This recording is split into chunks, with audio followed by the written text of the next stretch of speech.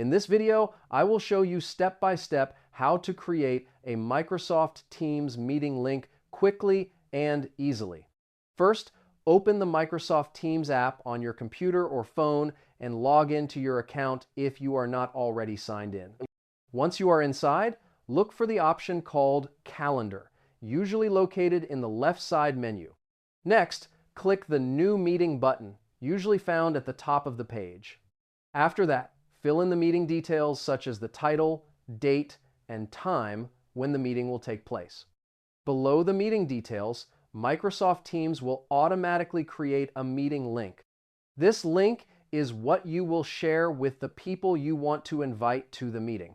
You can also add participant emails in the guest field so Microsoft Teams sends the invitation automatically. After reviewing all the information, click the Save button to confirm the meeting creation. Once the meeting is created, the link will be available in your Teams calendar.